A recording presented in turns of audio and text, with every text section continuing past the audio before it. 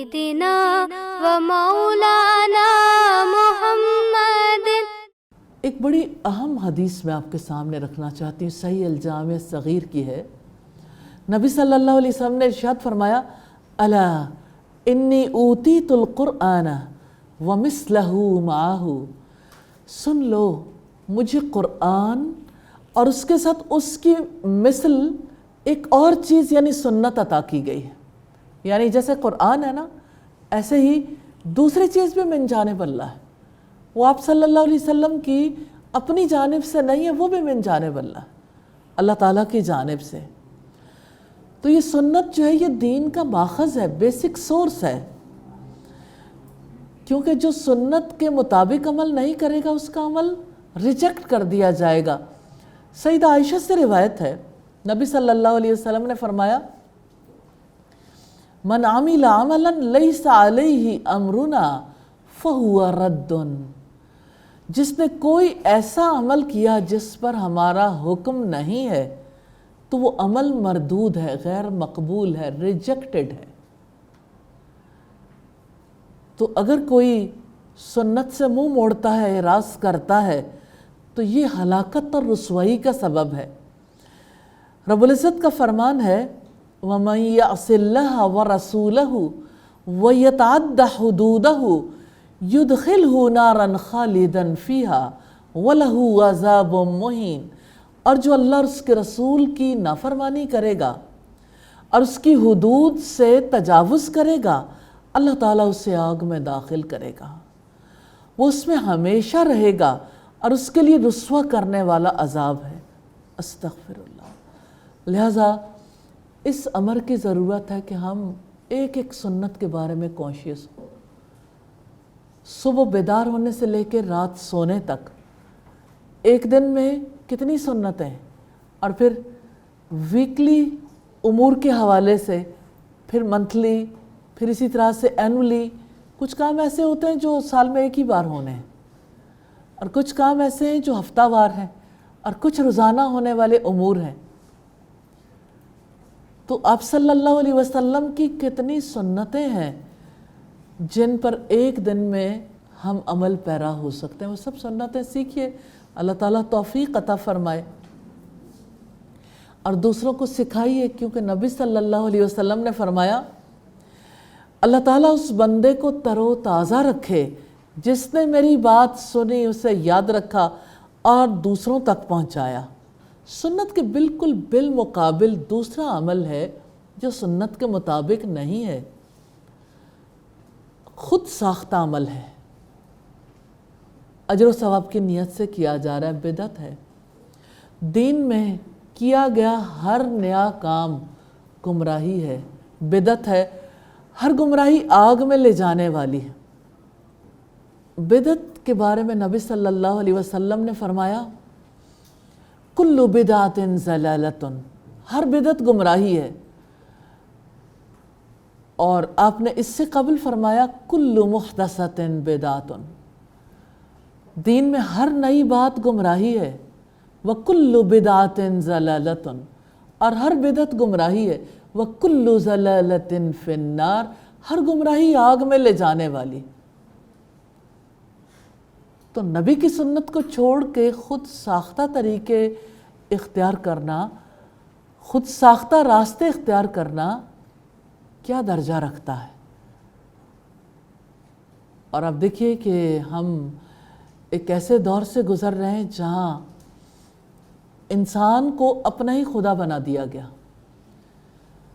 Rally جب قرآن حکیم میں پڑھتے تھے تب صورتحال اتنی کلیئر نہیں تھی جیسے اب کچھ عرصے سے یہ صورتحال زیادہ واضح ہوتی گئی۔ آپ نے بھی اللہ کی کتاب سے کتنے ہی لوگوں نے پڑھا ہوگا، افرائیت من اتخذ الہہ ہواہ، کیا آپ نے دیکھا ایسے شخص کو جس نے اپنی خواہش نفس کو اپنا معبود بنا لیا؟ من اتخذ الہہ ہواہ، جس نے اپنی خواہش نفس کو اپنا معبود بنا لیا۔ کیا خواہشات بھی معبود بن جاتی ہیں؟ یہ اللہ پاک کا ارشاد ہے۔ کہ جس کو خواہش سے محبت ہے، جو خواہش کے لیے اپنی صلاحیتیں لگاتا ہے، وقت لگاتا ہے، جو خواہش کے پیچھے بھاگتا ہے، جس کو خواہشات پورا کرتے کرتے رب ہی بھول جاتا ہے۔ تو بات ہے آج کے دور کی گمراہی کی، جہاں لوگوں کو سلوگن دے دیا گیا، میرا جسم میری مرضی۔ اب آپ سوچئے کہ اس چیز یہ مائنڈ سیٹ بن گیا ہے، کتنے ہی انسانوں کا مائنڈ سیٹ بن گیا کہ اس دنیا میں اپنی مرضی کرنے کے لیے آیا ہوں یا آئی ہوں۔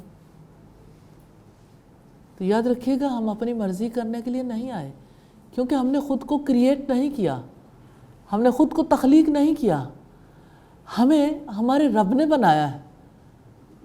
اس نے ہماری زندگی کا طور طریقہ وضع کیا ہے۔ اگر ہم اس کے مطابق نہیں چلیں گے تو ہم کامیاب نہیں ہوں گے، ہم سے سیدھا راستہ چھوٹ جائے گا۔ اس وجہ سے سنت اور بدعت میں سے آپ یہ دیکھ لیجئے سنت کا کیا مقام ہے اور بدعت کا کیا مقام ہے۔ ہر بدعت کو زندگی سے نکالنا ہے اور زندگی میں انشاءاللہ نبی صلی اللہ علیہ وسلم کے طریقوں کو لانا ہے۔ بدعت کا نقصان دیکھنا چاہے تو سیدنا انس فرماتے ہیں کہ اللہ کے رسول صلی اللہ علیہ وسلم نے ارشاد فرمایا، بے شک اللہ تعالیٰ بدعتی آدمی کی توبہ کی قبولیت کے سامنے ایک آڑ کر دیتا جب تک کہ وہ بدعت چھوڑ نہیں دیتا۔ یعنی کوئی نمازیں پڑھ رہا ہے، آڑ ہے، قبول نہیں ہوئی، روزے رکھ رہا ہے یا دین میں بہت سارے نیکی کے کام کر رہا ہے، تو جو نبی کے طریقے کو چھوڑتا ہے اس کے لیے کتنی بڑی سزا ہے کہ اس کے باقی اعمال بھی قبول نہیں ہوتے۔ سیدہ عائشہ سے روایت ہے کہ رسول اللہ صلی اللہ علیہ وسلم نے ارشاد فرمایا، جس نے ہمارے اس معاملے یعنی دین میں کوئی چیز ایجاد کی، بدعت اختیار کی، جو اس میں سے نہیں ہے تو وہ مردود اور باطل ہے، یعنی اللہ تعالیٰ کے یہاں وہ قابل قبول نہیں ہے۔ تو یہ تو معاملہ تھا سنت اور بدعت کا۔ اب ہم حدیث دیکھیں گے۔ حدیث نمبر 12 ہے، ان انس بن مالک رضی اللہ عنہ، سیدنا انس بن مالک رضی اللہ عنہ سے روایت ہے، قال قال رسول اللہ صلی اللہ علیہ وسلم، کہ اللہ کے رسول صلی اللہ علیہ وسلم نے فرمایا، من رغب عن سنتی، جس نے میری سنت سے اعراض کیا، فلیس منی، تو وہ مجھ سے نہیں ہے۔ اتنی سادہ سی بات ہے کہ جس نے میری سنت سے منہ موڑا وہ مجھ سے نہیں ہے، یعنی مسلمان نہیں ہے۔ سنت سے اعراض کرنے والا اگر دنیا میں اپنے پیدائش کے رجسٹر میں اپنا نام مسلمانوں میں لکھوا چکا، یا اس کے پیرنٹس نے لکھوا دیا، یا ساری دنیا اسے مسلمان سمجھتی ہے، اللہ کے یہاں وہ مسلمان نہیں ہے۔ اللہ کے یہاں وہ نبی صلی اللہ علیہ وسلم کے امتی ہونے کی حیثیت میں نہیں اٹھے گا۔ من رغب عن سنتی، جس نے میری سنت سے اعراض کیا، فلیس منی، تو وہ مجھ سے نہیں ہے۔ تو یہ سنت کے بارے میں بہت بڑی بات ہے کہ سنت پر عمل کرنے والا ہی محمد صلی اللہ علیہ وسلم سے متعلق ہے۔ اور حدیث نمبر 13 ہے، وعن العرباض بن ساریۃ رضی اللہ تعالی عنہ، حضرت عرباض بن ساریہ رضی اللہ تعالی عنہ سے روایت ہے کہ رسول اللہ صلی اللہ علیہ وسلم نے ہمیں واعظ فرمایا، اور اس میں ہے کہ آپ نے فرمایا، میری اور میرے نیک اور ہدایت یافتہ خلفاء کی سنت کو لازم پکڑ لو، اسے دانتوں سے مضبوطی سے تھام لو، اور نئے ایجاد کردہ کاموں سے بچو، کیونکہ ہر بدعت گمراہی ہے۔ یہ ابو داؤد، ترمذی، ابن ماجہ اور ابن حبان کی روایت ہے، اور انہوں نے اس حدیث کو صحیح قرار دیا۔ اور یہ جو بات ہے نا کہ اپنے دانتوں سے یا داڑھوں سے پکڑ لو، اس کا مطلب یہ کہ سنت کو لازم پکڑ لو۔ جیسے کہ کوئی چیز ہاتھ سے نکل جانے کی وجہ سے کہ کوئی چیز مجھ سے چلی نہ جائے، کوئی دانتوں کی مضبوطی سے اسے پکڑ لیتا ہے۔ اسی طرح سے آپ صلی اللہ علیہ وسلم نے سنت کی مثال دی ہے کہ سنت کو اس طرح مضبوطی سے تھام لو۔ اچھا، آپ کس طرح مضبوطی سے پکڑیں گے؟ سب سے پہلے اس کا علم حاصل کریں گے، اس کو سمجھیں گے، پھر اس پر عمل کرنے کا جو طریقہ ہے سیکھیں گے، اللہ تعالیٰ سے دعا کریں گے، اور یاد رکھیے گا عادات چھوڑنے بھی مشکل، عادات اپنانے بھی مشکل۔ اس کے لیے بڑی محنت چاہیے، اس کے لیے ماحول بھی چاہیے، اور بڑی اسٹرانگ کمٹمنٹ چاہیے۔ آپ یہ دیکھیے، صبح کی دعا پڑھنا چاہتے ہیں، جب آپ بستر سے اٹھتے ہیں تو آپ کو ایک طویل عرصہ لگتا ہے اس دعا کی عادت بناتے بناتے۔ کئی بار ایسا ہوتا ہے کہ لوگ اپنے اٹھتے ہوئے ایسی جگہ پر کوئی سٹیکر لگا لیتے ہیں، کوئی دعا لکھ کے لگا دیتے ہیں کہ ویسے تو یاد نہیں آتا، چلو سامنے دیکھنے سے یاد آ جائے گا۔ اب واش روم جاتے ہوئے دعا کرنا چاہتے ہیں سنت کے مطابق تو آپ کو دعا یاد ہی نہیں رہتی۔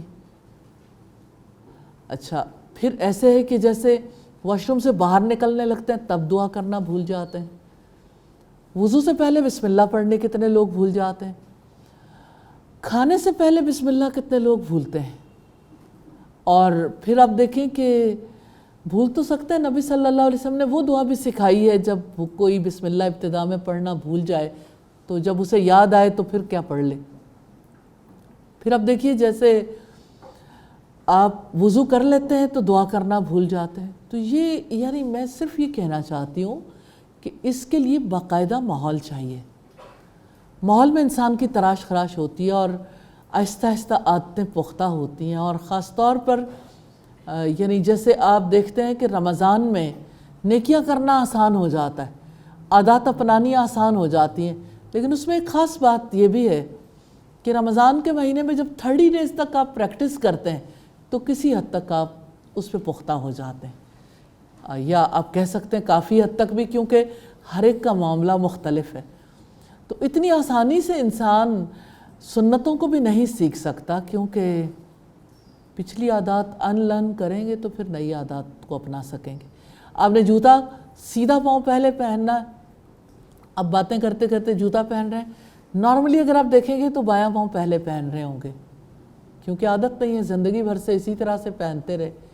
اسی طرح سے آپ جتنی سنتوں پہ غور کریں کہ رات کو سوتے ہوئے آپ نے دعا کر کے سونا تھا، سورہ الملک پڑھ کے سونا تھا، آپ نے دائیں طرف رخ کر کے سونا تھا، آپ نے بستر جھاڑنا تھا، آپ نے گال کے نیچے ہاتھ رکھنا تھا، کتنی کام ہے جو بھول جاتے ہیں، کیونکہ یہ ایسی سنتیں ہیں جن پر عمل کرنا یعنی بچپن میں ماں سکھا دے، ماں باپ سکھائیں، بہت آسان ہے، لیکن بڑے ہو کے ان کی عادت ڈالنا واقعتاً بہت مشکل کام۔ اس کے لیے ماحول کی بہت زیادہ ضرورت ہے تاکہ عادتیں اچھے طریقے سے پختہ ہو جائیں۔ مربی کی ضرورت ہوتی ہے، تربیت کرنے والے کی۔ اللہ تعالی ہمیں ایسا ماحول بھی دے اور ہر سنت پر عمل کرنے کی توفیق بھی عطا فرمائے۔ حدیث نمبر 14 ہے، سیدنا ابو شریح خزائی سے روایت ہے کہ نبی صلی اللہ علیہ وسلم ہمارے پاس تشریف لائے اور آپ نے فرمایا، یہ قرآن رسی ہے جس کا ایک کنارہ اللہ تعالیٰ کے ہاتھ میں ہے اور دوسرا تمہارے ہاتھوں میں، لہٰذا اسے مضبوطی سے تھام لو، اس کے بعد تم کبھی گمراہ نہیں ہوگے اور نہ کبھی ہلاک ہوگے۔ یہ طبرانی کی روایت ہے، اور مسند بزار میں یہ حدیث تقریباً انہی الفاظ میں سیدنا جبیر بن مطعم کی روایت سے ملتی ہے۔ یہ حدیث بہت اہم ہے۔ قرآن اللہ تعالیٰ کی رسی ہے۔ اگزامپل کتنی خوبصورت ہے، ایسے مجسم کر دیا نبی صلی اللہ علیہ وسلم نے ہمارے ذہنوں میں کہ اس کو ایک رسی کی طرح دیکھو، کیونکہ ہم عام طور پر یہ منظر دیکھتے رہتے ہیں، جس کا ایک سرا اللہ تعالیٰ کے ہاتھ میں، دوسرا آپ کے ہاتھ میں۔ یہ بندے اور رب کے درمیان تعلق ہے۔ اس قرآن کی وجہ سے آپ اپنے رب سے جڑ جاؤ گے، اس کے بعد آپ کبھی گمراہ نہیں ہوں گے۔ اور حدیث نمبر 15 ہے، سیدنا ابو سعید خدری سے روایت ہے کہ رسول اللہ صلی اللہ علیہ وسلم نے فرمایا کہ جو شخص پاکیزہ کھانا کھائے، سنت کے مطابق عمل کرے اور لوگ اس کی ایذا رسانیوں سے محفوظ ہوں تو وہ جنت میں داخل ہوگا۔ یہ حدیث ضعیف ہے، لیکن اس میں جو بنیادی بات ہے، پاکیزہ کھانا کھانا یعنی حلال کھانا کھائے اور سنت کے مطابق عمل کرے اور لوگوں کو وہ ایذا بھی نہ پہنچائے، پھر وہ جنت میں داخل ہوگا۔ حدیث نمبر 16 ہے، سیدنا ابن عباس سے روایت ہے کہ رسول اللہ صلی اللہ علیہ وسلم نے حجۃ الوداع کے خطبہ میں ارشاد فرمایا تھا کہ میں تم میں وہ چھوڑ کے جا رہا ہوں، اگر مضبوطی سے تھام لوگے کبھی گمراہ نہ ہوگے۔ کتاب اللہ و سنت نبیہ، اللہ کی کتاب اور اس کے نبی کی سنت، بہت امپورٹنٹ حدیث ہے اس باب کی۔ میں تم میں 2 چیزیں چھوڑے جا رہا ہوں، یعنی نبی صلی اللہ علیہ وسلم اب یہاں پہ نہیں ہے، ہمارے درمیان نہیں ہے، لیکن آپ ہمیں یوں ہی گمراہ ہونے کے لیے چھوڑ کر نہیں گئے، ہمارے ہاتھوں میں قرآن تھما کے گئے۔ کیا صدیوں کا سفر طے کر کے اللہ کی کتاب آپ کے پاس نہیں آئی؟ کیا محمد رسول اللہ صلی اللہ علیہ وسلم کی احادیث آپ کے پاس نہیں پہنچی؟ یقیناً پہنچی ہیں۔ تو 2 ہی چیزیں ہیں جن سے آپ اللہ تعالیٰ کی ہدایت حاصل کر سکتے ہیں، اللہ کی کتاب اور نبی صلی اللہ علیہ وسلم کی سنت، یعنی قرآن و حدیث۔ حدیث نمبر 17 ہے، سیدہ عائشہ سے روایت ہے کہ رسول اللہ صلی اللہ علیہ وسلم نے فرمایا، جو شخص ہمارے اس دین میں کوئی ایسی نئی بات پیدا کرے جو اس میں سے نہ ہو تو وہ مردود ہے۔ تو حضرت عائشہ نے یہ کہا کہ نبی صلی اللہ علیہ وسلم نے فرمایا، جو شخص ہمارے دین میں ایسی کوئی نئی بات پیدا کرے جو اس میں سے نہیں ہے تو وہ مردود ہے، یعنی وہ عمل تو ہے ہی، وہ شخص بھی ریجیکٹڈ ہے۔ استغفر اللہ۔ اور مسلم کی روایت میں ہے کہ جو شخص کوئی ایسا عمل کرے کہ ہمارا طریقہ اس سے مطابقت نہیں رکھتا تو وہ مردود ہے، یعنی سنت کے مطابق اگر کسی کا طرز عمل نہیں ہے تو وہ ریجیکٹڈ ہے۔ اور ابو داؤد کی روایت میں کہ جو شخص ہمارے طریقے کے خلاف کوئی کام کرے تو وہ مردود ہے، یعنی اللہ تعالیٰ کے یہاں ایسا ہر کام اور ہر فرد ریجیکٹ کر دیا جائے گا جو نبی صلی اللہ علیہ وسلم کے طریقے سے ہٹ کے چلتا یا کوئی نئی بات دین میں ایجاد کرتا ہے۔ بھئی ایجاد کرنے کے لیے اور میدان وسیع ہے، آپ کائنات پہ غور و فکر کریں، جتنی مرضی نئی ایجادات کریں، کوئی روکتا نہیں ہے، لیکن زندگی گزارنے کے اپنے طریقے تو ایجاد نہ کریں۔ جو اللہ تعالیٰ نے بتایا، آپ اللہ سے بڑھ کر کون حکیم ہو سکتا؟ تو نبی صلی اللہ علیہ وسلم نے جو کیا، جو کہا، من جانب اللہ ہے، اس لیے اس کو چھوڑا نہیں جا سکتا، اس کے مقابلے میں نیا دین تجویز نہیں کیا جا سکتا۔ اللہ تعالیٰ ہمیں سمجھ عطا کرے اور ہمیں اپنے نبی کی سنت کے مطابق چلنے کی توفیق عطا فرما دے۔ آمین ثم آمین۔ سبحانک اللہم و بحمدک، نشہد ان لا الہ الا انت، نستغفرک و نتوب الیک۔ السلام علیکم ورحمۃ اللہ وبرکاتہ۔ اللہم صلی علی سیدنا و مولانا